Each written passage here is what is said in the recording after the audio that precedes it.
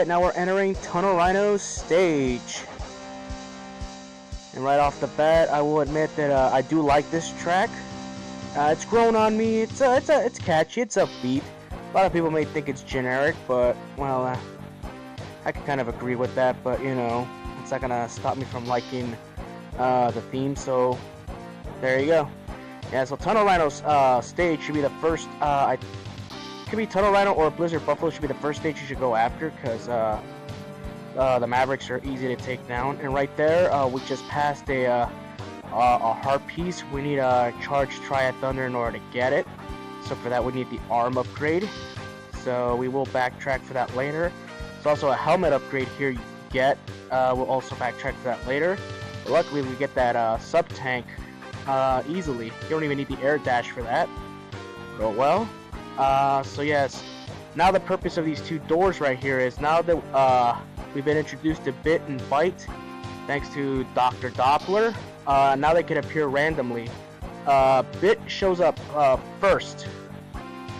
He shows up in 3 random stages, I believe. Tunnel Rhino is most likely the first place he showed up, and thankfully he didn't show up.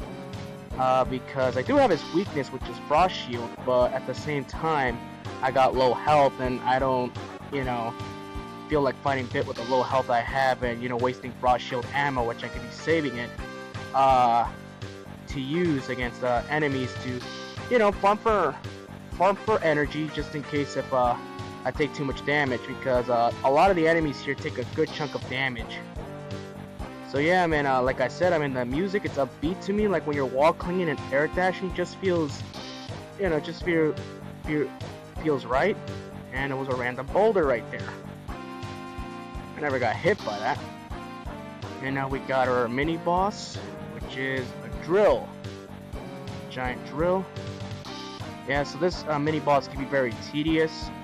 So the best thing to do is just fire buster shots, because, you know, it's all you have at your disposal. I mean, your special weapons could do a little bit of damage too, but you want to save it for the boss.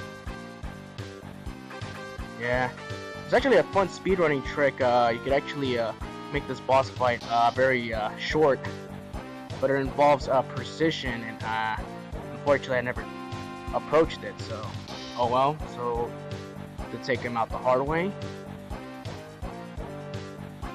And thankfully the contact damage isn't as much as, doesn't take that much, so, you know, you can be a little bit reckless here, but at the same time you want to preserve, you know, some HP, because you still got the second half of the stage, which is very brutal.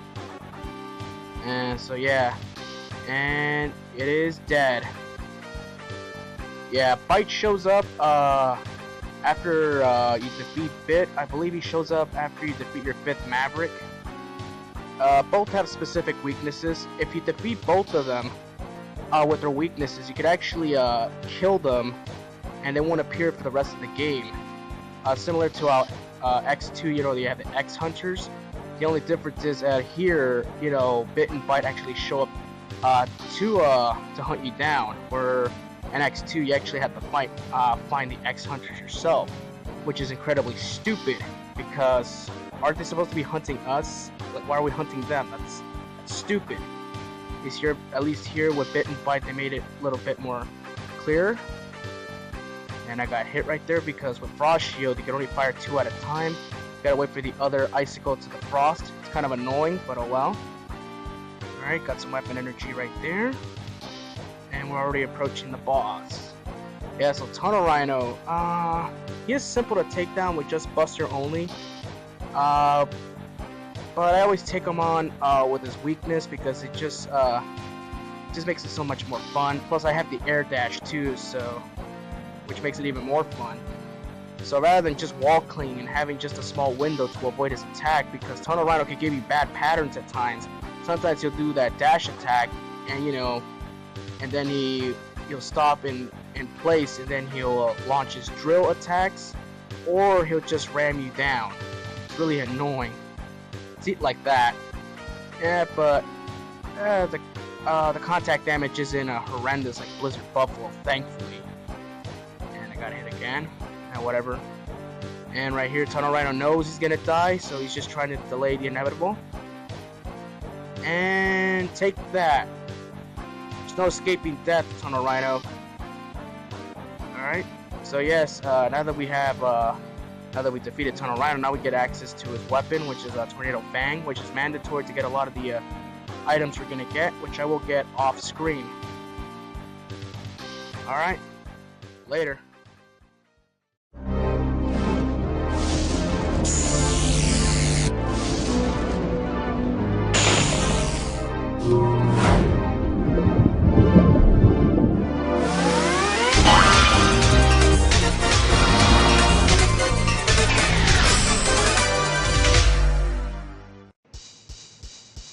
Okay, now we're entering Volt Catfish's stage.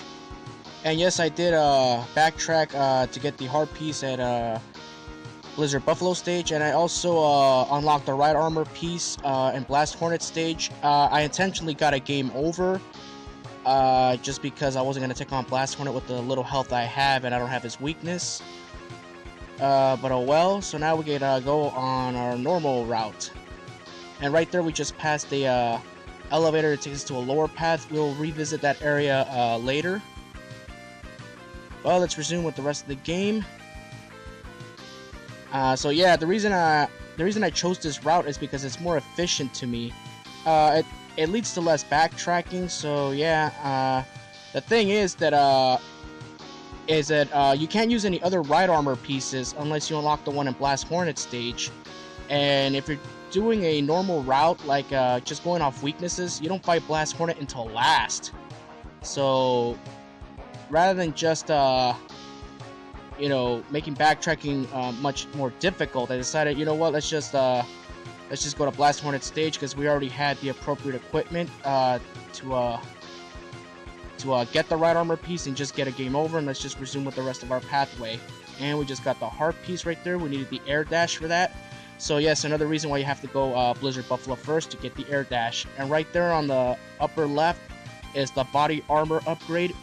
We need Gravity Beetle's weapon for that, and it has to be a charged Gravity Beetle weapon. So we need the arm upgrade, which is annoying because it's another upgrade we need for basically everything. And now we ran into this door, and now Bit has shown up. It's actually good that Bit actually showed up in this stage, because I didn't really want him to show up in Tunnel Rhino stage.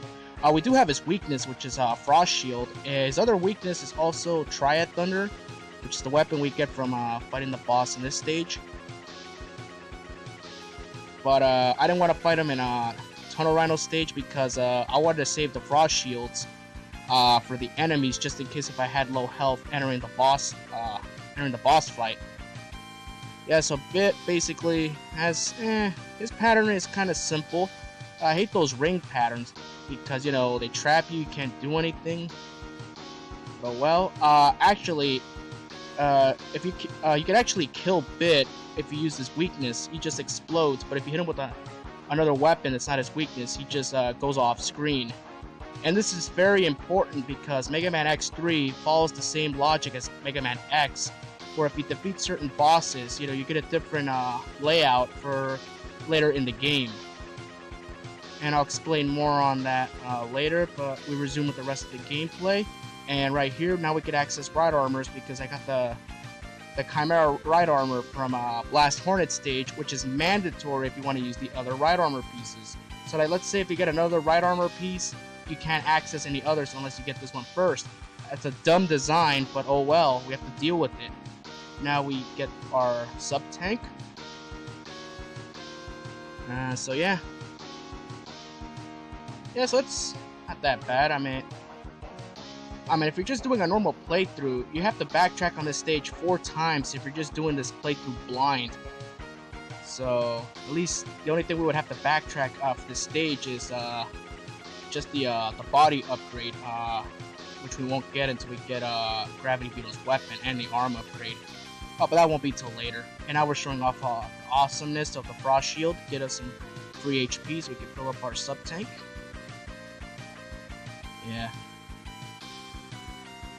Oh, speaking of the Frost Shield, actually in the SNES version, it always gives you health. In the PlayStation 1 version, or the X collection, Certain enemies actually don't give you health. Like certain enemies drop weapon energy instead. So it's kind of 50-50 on that, but it's kind of annoying, but oh well. And now we're at the boss, which is Old Catfish. Old Catfish can be kind of hard if you don't have his weakness. Especially the second half of the fight where he does it in an invulnerable attack where he does like a shockwave, not a shockwave attack, like a thunder attack that tries to draw you in. You can't hit him at all, and then you only have a split second to hit him before he does that pattern again, and it's annoying if you don't have his weakness. But if you have his weakness, which is Tornado Fang, this fight is basically a cakewalk. And I got hit right there, it's okay, not a big deal. Yeah, right there, so this fight could be a pain in the ass if you're doing it without his weakness. Other than that, just simple. And again, I like air dashing up because it's cool. So yeah, this is the boss fight. And now he is dead. And now we get access to possibly the best weapon of the game, which is Triad Thunder. And I'll show off the coolness of that weapon in our next stage. Until then, peace.